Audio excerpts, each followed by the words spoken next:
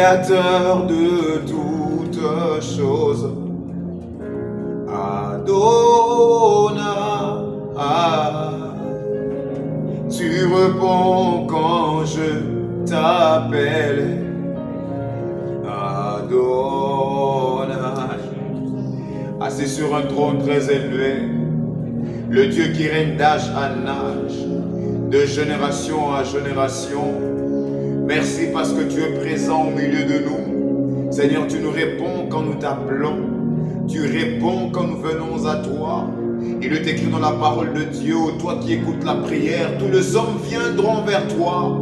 Seigneur, nous sommes venus ce soir parce que nous croyons en toi. Nous savons que tu nous écoutes et tu es celui qui répond quand nous t'appelons.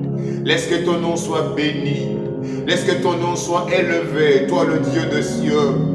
Merci pour ta présence. Ces instants entre tes mains, nous prions que tu prennes la place du roi. Conduis toutes choses. Fais-nous du bien.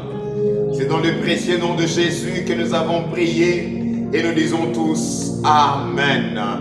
Est-ce que nous pouvons acclamer le Seigneur? J'aimerais que tu acclames le Seigneur de partout où tu es en train de me suivre. Acclame bien le Seigneur. Gloire à Jésus. Que le nom du Seigneur soit béni. Comme nous le savons tous, que nous sommes dans un nouvel enseignement sur Joseph. Donc c'est un enseignement particulier que nous avions y à commencer précédemment. Nous avions introduit, parlé sur le concept, bien sur le nom Joseph. Alors ce soir, nous allons un peu décoller, nous allons monter par la grâce de Dieu. Aujourd'hui, nous aurons donc Joseph, série première, bien série 1. Et puis nous aurons Joseph, série 2. La manière dont l'Esprit de Dieu va nous conduire, je crois fermement que nous serons bénis et nous sommes déjà bénis. Alors partage le lien, appelle les autres, soyons connectés ensemble pour que nous bénéficions de tout ce que le Seigneur veut nous enseigner.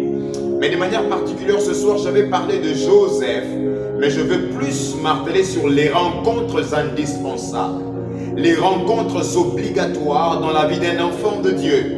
Nous allons nous servir de la vie de Joseph, voir quelles sont ces rencontres qui sont obligatoires dans la vie de tout enfant de Dieu, dans la vie de toute personne qui marche avec le Seigneur. Alors, avant d'aller un peu plus loin, j'aimerais que nous lisions la parole de Dieu. Si nous avons nos Bibles, j'aimerais que nous puissions les ouvrir. Je suis dans Genèse 37. Nous allons lire la parole de Dieu. Je vais commencer la lecture à partir du premier verset. Si tu as ta Bible, ouvre-la s'il te plaît. Je suis dans Genèse 37. C'est une longue lecture. Je commence à partir du verset premier. Je suis dans la version Le Sommaire. J'ai lu dans le nom de Jésus. Jacob s'établit au pays des Canaan, où son père avait séjourné. Voici l'histoire de la famille de Jacob. Joseph, âgé de 17 ans, gardait le mouton et le chèvre avec ses frères. Il avait passé son enfance avec le fils de Bila et de Zilpa, femme de son père. Il rapportait à leur père leurs mauvais propos. Israël aimait Joseph beaucoup plus que tous ses autres fils, car il avait dans sa vieillesse. Il lui fit une tunique splendide. Ses frères virent que leur père le préférait à eux tous. Alors il les prit en haine, et ils ne pouvaient plus lui parler aimablement. Joseph fit un rêve et les raconta à ses frères qui ne l'en détestèrent que davantage. Il leur dit, en effet, écoutez, je vous prie, ces songes que j'ai eus. Nous étions en train de lier de gerbes dans les champs. Soudain, ma gerbe s'est dressée et s'est tenue debout. Le vôtre se sont placés autour d'elle, se sont prosternés devant elle. Ses frères lui dirent, prendras-tu de venir notre roi et nous gouverner? Et ils les détestèrent de plus belle à cause de ce songe et de ses propos. Il eut encore un autre rêve qu'il raconta également à ses frères. Voici, leur dit-il, j'ai encore fait un rêve. Je vis le soleil, la lune, le 11 étoiles se prosterner devant moi. Il raconta également ses rêves à son père, qui les réprimanda et lui dit, qu'as-tu rêvé là? T'imagines-tu que moi, ta mère et tes frères, nous allons nous prosterner en terre devant toi? Je saute le verset 12e. le frère de Joseph allèrent faire paître le troupeau de leur père dans la région de Sichem. Israël dit à Joseph, je vais t'envoyer trouver tes frères qui font paître le troupeau à Sichem. Je saute le verset 17. Ils sont partis d'ici, lui répondit l'homme, et je les ai entendus dire, allons vers Dothan. Joseph partit donc à la recherche de ses frères et le trouva à Dothan. Ses ceux l'aperçurent de loin, avant qu'il ne soit près d'eux, ils complotèrent ils complotèrent de le faire mourir. Amen. Bien-aimés frères et sœurs, c'est une histoire que nous connaissons merveilleusement bien. Comme je nous ai dit dans l'introduction, que nous sommes dans la famille patriarcale, dans la famille du patriarche, bien des patriarches. Et de manière particulière, ici, nous sommes dans l'époque de Jacob. Jacob, je vous ai dit, bien aimé, il avait 2 femmes. Et puis chaque femme avait sa servante. Au total, elles étaient au nombre de 4. Et au total, Jacob avait 12 fils qui forment aujourd'hui ce que nous appelons le 12 tribus d'Israël. Et Joseph et Benjamin étaient donc le fils de Rachel. Et Joseph, comme tous ses frères, ils étaient tous de bergers. Ils élevaient donc bien aimé de troupeaux. Ils élevaient donc de brebis. Alors un jour, son père va l'envoyer d'aller rendre visite à ses frères qui étaient allés quelque part. Pour faire quoi? Pour paître le troupeau.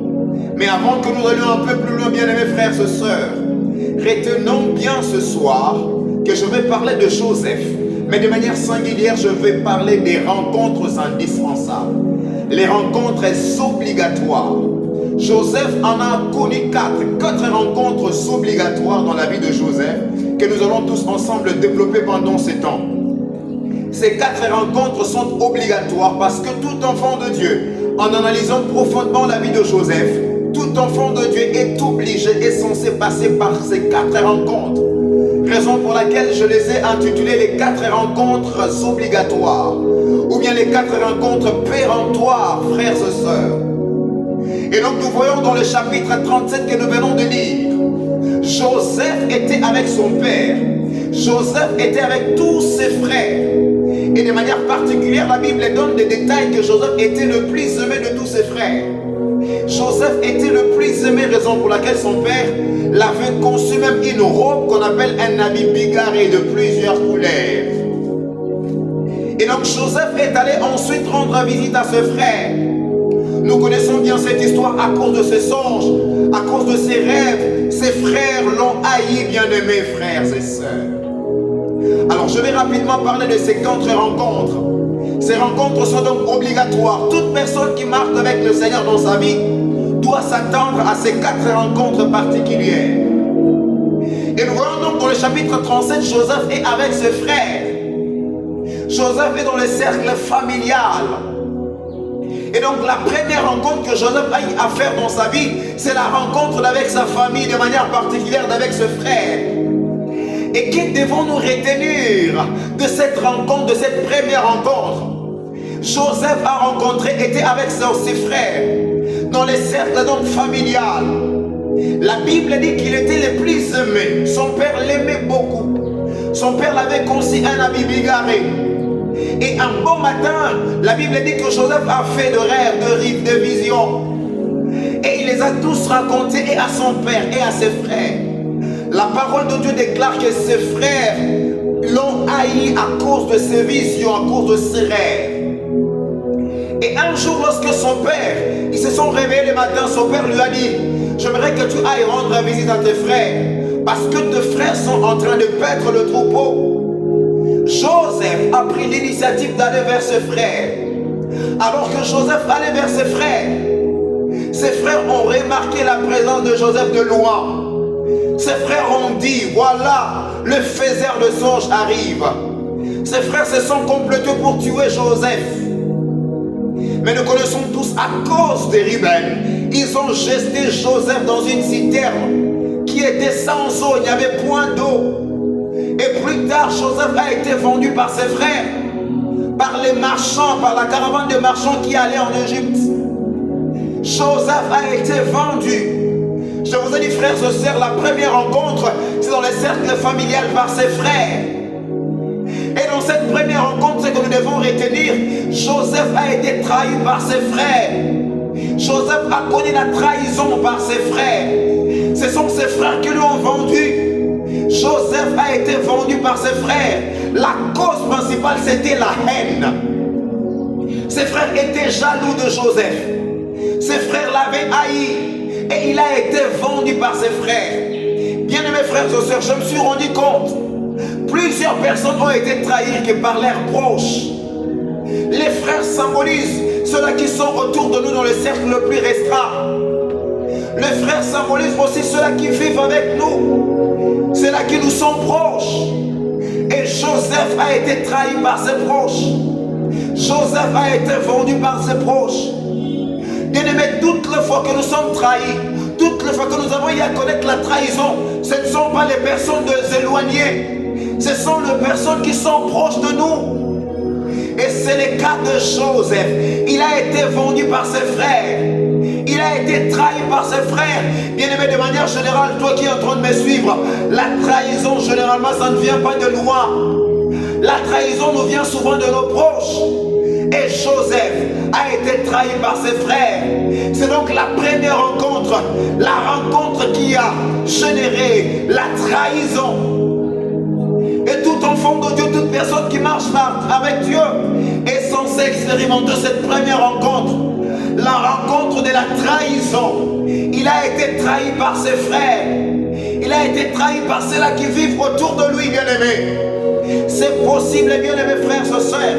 Et d'ailleurs, cette rencontre, elle est obligatoire dans la vie de tout enfant de Dieu. Toute personne qui marche avec le Seigneur, à un moment donné, tu vas rencontrer des trahisons. Mais sache-le, bien-aimé, que toi qui me suis, des personnes qui nous trahissent, ce ne sont pas des personnes éloignées. Ce sont des personnes qui sont proches de lui. Pour Joseph, c'était ses frères biologiques. Mais ses frères biologiques représentent aussi des personnes qui sont proches de nous. Il a été trahi par ses frères, des personnes auxquelles il faisait confiance. Non, ce sont mes frères, ce sont des gens qui sont autour de moi, mais ce sont ces gens qui l'ont trahi, bien-aimé. Et si nous venons un peu plus loin avec Jésus aussi, Jésus a été trahi par son proche. Jésus a été trahi par celui qui était proche de lui, bien-aimé. Jésus a été trahi par celui qui était dans son cercle restreint. Raison pour laquelle je vous ai dit, bien-aimé, la trahison nous vient souvent et toujours par ceux-là qui nous sont proches. Peut-être que tu me suis en ce moment. Tu étais avec des personnes que tu considérais comme tes amis, mais tu as connu la trahison. Et ça a généré même de pleurs. Laisse-moi te dire, j'ai une bonne nouvelle ce soir, bien-aimé, pour toi qui me suis. La trahison, c'est un passage obligé pour tout enfant de Dieu. La trahison par ses proches, c'est un passage obligé. Tout celui qui marche avec Dieu est censé expérimenter cette première rencontre, la rencontre de la trahison. Et généralement, la trahison ne vient pas de loin. La trahison vient toujours par nos proches, vient de nos proches. Joseph en a connu. Jésus en a connu. Il a été trahi par Judas, qui était son proche. Mais j'ai une bonne nouvelle, bien-aimé, regardez. La trahison a permis à Joseph d'aller dans les terrains dans lesquels sa promesse, bien ses promesses allaient se réaliser. Alors qu'on trahissait Joseph, on croyait que c'était fini pour Joseph en trahissant Joseph. Or, la trahison était un canal par lequel Joseph allait arriver dans les terrains de l'accomplissement de ses promesses. J'aimerais parler à une personne qui vit des trahisons par des proches. Laisse-moi te dire, Dieu est en train de se servir de ces trahisons pour t'amener dans les terrains de l'accomplissement de tes promesses. Bien-aimé, sans la trahison de Judas, on ne parlerait pas de la croix. Il faut que la trahison vienne pour que Jésus parte, monte sur la croix. Or, la croix, c'est le terrain de l'accomplissement de promesses de Dieu. Il a fallu que Jésus passe par la croix. Mais on ne peut pas parler de la croix sans pour autant qu'en amont qu'il y ait la trahison. La trahison de proches. Il a été trahi par Judas. On croyait que c'était fini pour Jésus, bien-aimé. Je suis en train de parler à toi qui connais les trahisons, à toi qui connais les injustices. Laisse-moi te dire, Dieu est en train de s'en servir pour t'introduire dans les terrains de ta destinée. trahison a permis à Joseph d'aller en Égypte. Or, l'Égypte était le terrain de l'éclatement de promesses de Dieu. Il ne faut jamais se plaindre. Toi qui traverses le moment de trahison, tu te plains peut-être que c'est mon ami, c'est celle qui est proche de moi, bien-aimé. Dieu utilise n'importe quoi, Dieu utilise n'importe qui, Dieu utilise n'importe quand pour nous amener dans le terrain de l'accomplissement de ses promesses. Et dans cette première rencontre, bien-aimé, Dieu a utilisé la trahison des frères de Joseph. J'aimerais te dire, bien-aimé, toi qui me suis, il ne faut pas te plaindre, il ne faut pas pleurnicher. Tu connais la trahison par celui ou celle qui était considéré comme ton meilleur ou bien ta meilleure amie. J'ai une bonne nouvelle pour toi. Dans tout ce que Dieu t'a promis, quand tu vois les trahisons, laisse-moi te dire c'est que les terrains de ta destinée se rapprochent davantage. Toi qui es en train de connaître le moment de trahison, je suis en train de te parler. On ne parle jamais de la croissance pourtant qu'il y ait la trahison en amont. C'est la trahison qui a permis à Jésus d'aller sur la croix, que les promesses de Dieu s'accomplissent. Bien-aimé, la première rencontre, les trahisons sont un passage obligé pour tout enfant de Dieu. Peut-être que tu es en train de traverser la face comme Joseph. Tu es trahi, mais laisse-moi te dire, la trahison te prépare. La trahison que tu es en train de connaître, Dieu va s'en servir pour t'introduire dans les terrains de ta destinée. Est-ce que tu peux me donner un bon amen? Alors la deuxième rencontre, bien-aimée, non seulement que Joseph était vendu par ses frères, la deuxième rencontre que Joseph a effectuée dans sa vie, c'est dans la maison de Potiphar. Mais de manière particulière, c'était la femme de Potiphar. Dans la deuxième rencontre de Joseph, Joseph a connu les fausses accusations. Je suis venu parler à quelqu'un ce soir. La première rencontre que tout celui qui marche avec le Seigneur connaîtra, ce sont les trahisons. Et les trahisons viennent toujours des proches. Mais quand tu expérimentes les trahisons, sache-le que les trahisons sont des moyens que Dieu utilise pour t'emmener dans les terrains de l'éclatement de ses promesses. Alors ne te plains pas. Mais la deuxième rencontre pour Joseph, c'était en Égypte, cette fois-là dans la maison de Potiphar. De manière particulière avec la femme de Potiphar. Dans cette rencontre ont jailli les fausses accusations. C'est possible de marcher avec le Seigneur et de rencontrer les fausses accusations. Je suis en train de parler à un serviteur de Dieu, à quelqu'un qui est accusé faussement. Il y a des gens qui disent des choses sur toi qui ne sont pas vraies. Il y a des gens qui font des colportages à ton nom. Bien-aimé, Joseph en a connu. C'est un passage obligé pour tout enfant de Dieu. Les trahisons, nous allons en connaître. Les fausses accusations, nous allons en connaître, bien-aimé. Mais ce que j'aime, si la trahison a conduit Joseph dans les pays de l'éclatement de ses promesses, mais les fausses accusations ont rapproché Joseph de l'environnement de la manifestation de promesses de Dieu. Toi qui es en train d'expérimenter les mauvaises accusations, laisse-moi te dire, bien-aimé, les fausses accusations, ça te rapproche davantage de l'environnement dans lequel Dieu fera éclater sa gloire. Parce que les fausses accusations ont permis à Joseph d'aller en prison. On croyait que la vie de Joseph allait diminuer, devient décrescendo. Mais bien aimé, avec Dieu, même lorsque tu as comme l'impression que tu redresses, sache-le que tu progresses. Tu as comme l'impression que ta vie descend de plus en plus. Mais avec Dieu, tu es en train de progresser.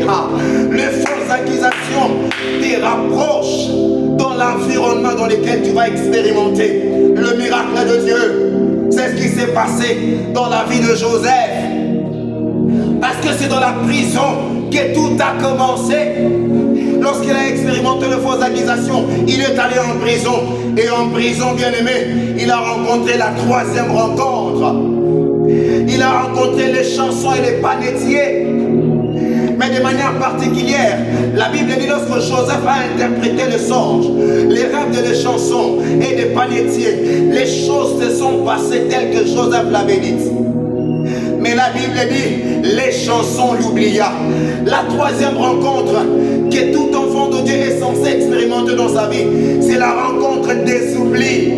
Il y a des gens qui ont connu des trahisons. Il y en a d'autres qui ont connu de fausses accusations. Mais la troisième rencontre, ce sont les oublis. Et ces rencontres sont indispensables.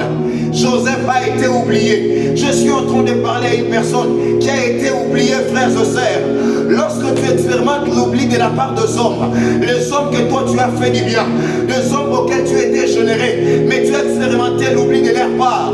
Quand tu expérimentes l'oubli, ça donne l'occasion à Dieu de t'imposer, bien-aimé. La Bible a dit, les chansons l'oublia. Or, lorsqu'il a été oublié par des hommes, mais ça donnait la possibilité à Dieu de l'imposer, bien-aimé.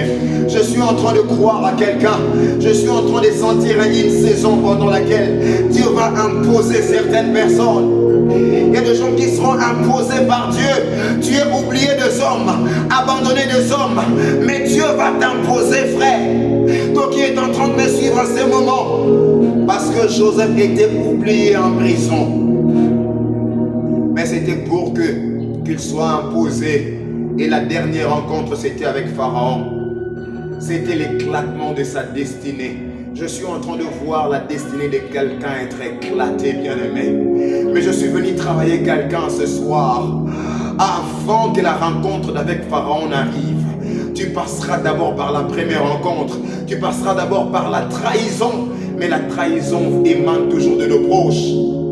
Et la deuxième rencontre, tu passeras toujours par les fausses accusations. La trahison te rapproche du pays de l'accomplissement de promesses de Dieu. Mais les fausses accusations te rapprochent de l'environnement. Bien-aimé, ta vie ne décroît pas, mais tu t'approches, tu progresses. Dans un peu de temps, tu vas expérimenter les choses de la part du Seigneur. Mais retenons que ces rencontres sont indispensables, obligatoires. Peut-être que tu es en train de connaître la trahison. Bien-aimé, on ne parlerait jamais de la croix sans parler de la trahison. Il n'y a pas l'élévation sans trahison. Jésus a été élevé. Jésus a reçu le nom au-dessus de tout nom. Parce qu'au début, il a été trahi par son proche. Toi qui es trahi par tes proches, ne regrette pas. Ne te plaire pas ou bien ne plaire pas. Sache-les une chose. Il y a quelque chose que tu es en train de faire pour toi dans l'atmosphère. Tu connais peut-être les fausses accusations, bien-aimé. Les fausses accusations sont un tremplin, ça te rapproche de l'environnement. Les gens croient que lorsqu'ils salissent ta réputation et que c'est fini pour toi, mais ils ne savent pas. Dieu utilise toutes ces mauvaises accusations pour t'emmener dans l'environnement dans lequel il va manifester sa gloire. La gloire est en train d'arriver, mon frère, pour toi. La gloire est en train d'arriver pour toi, ma soeur. Ne pleure pas, ne te laisse pas cramponner, mais la chose à faire, reste attaché à Dieu, reste scotché à Dieu. Au moment opportun, Dieu va t'imposer. Je suis en train de croire à une imposition de la part de Dieu. Il y a quelqu'un que Dieu est en train d'imposer ce soir. Parce que quand les gens t'oublient, quand les gens te rejettent, ça donne la possibilité à Dieu de t'imposer. Et à la fin, bien-aimé, Pharaon a fait un rêve. Il lui fallut que l'interprétation soit faite. On est allé chercher Joseph en prison. Bien-aimé, tu seras tellement indispensable dans les problèmes auxquels les gens seront en train de faire face. On aura seulement besoin de toi parce que Dieu va t'imposer comme il l'a fait dans la vie de Joseph. Il y a une saison des impositions qui s'inaugure parce que Joseph, Dieu l'a imposé. Je vois Dieu t'imposer et Dieu t'emmène loin. J'aimerais prier pendant un temps avec quelqu'un qui est en train de me suivre. Il se peut que tu es en train de connaître les fausses accusations. Il se peut que tu es en train de connaître la trahison de personnes que tu faisais confiance mais qui te trahissent. Bien-aimé, la trahison de tes frères te rapproche dans les terrains de l'accomplissement de ta destinée. Il se peut que tu rencontres les fausses accusations, ne te plains pas. Bien-aimé, Dieu est au contrôle de tout. Dieu va se servir de ces fausses accusations pour te lever. Est-ce que tu peux lever ta voix, commencer à prier le Seigneur, parce que ce que tu traverses annonce quelque chose de fort, annonce l'élévation, annonce les succès, annonce que Dieu va t'amener quelque part, parce que le Dieu de cieux se décidait de t'élever. Mais Dieu va permettre que tu rencontres la trahison. Dieu va permettre que tu rencontres les fausses accusations. Dieu va permettre que tu rencontres l'oubli de la part des hommes. Mais c'est quand les hommes te rejettent que Dieu lui-même va venir pour t'imposer. Père, je prie que tu imposes quelqu'un. Je prie que tu imposes ses frères. Je prie que tu imposes cette soeur. Je prie que tu imposes cette maman. Je prie que tu imposes ces papas qui me suivent. Oui, c'est ton oncle qui est en train de me suivre. C'est ta saison. Peut-être que cet homme auquel tu faisais confiance, il est parti.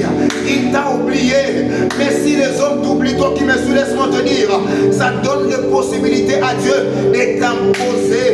Il est temps que Dieu puisse t'imposer.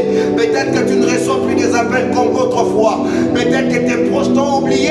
Les personnes que tu as fait du bien mais qui t'ont oublié, bien aimé. Si tu es oublié des hommes, mais à une adresse qui est restée ouverte, le ciel est ouvert en ta faveur. Et Dieu est sur le point de t'imposer. Père, je prie que tu imposes cette personne qui m'a suivi en ce moment. Que tu la bénisses. Que tu l'imposes. Je sens une saison être inaugurée. Et une onction particulière qui introduit les personnes dans leur saison. J'entends quelqu'un qui dit, Seigneur, je ne vais plus pleurer parce qu'il est temps que tu m'introduises dans ma saison. Père, merci pour ce que tu fais. Merci, Père éternel, pour ces choses. Merci parce que tu nous aides et tu nous donnes la force. Béni sois-tu, ô Dieu de grâce. Bénis toutes ces personnes. Bénis leur vie. Merci de les avoir consolés. Dans le nom de Jésus-Christ. Amen. Est-ce qu'on peut acclamer le Seigneur? Que le nom du Seigneur soit béni. Merci beaucoup, vous qui étiez scotchés, vous qui étiez présents. Que Dieu vous bénisse. Nous sommes dans Ciel Ouvert Moment, donc un espace que Dieu nous a donné pour pouvoir expérimenter les ciels ouverts. C'est votre frère Obed Bamba. Je pense que le numéro est là. Et puis, nos comptes sont affichés au bas de vos téléphones, de vos écrans. Je sais que Dieu ne manquera pas à vous faire du bien. S'il y a un souci, contactez-nous, appelez-nous. Et Dieu ne manquera pas à nous faire du bien. Prochainement, nous aurons Joseph, série 2. Et je sais que Dieu va nous faire du bien. Que Dieu vous bénisse. Que Dieu soit avec vous. Que Dieu puisse vous faire du bien. Amen.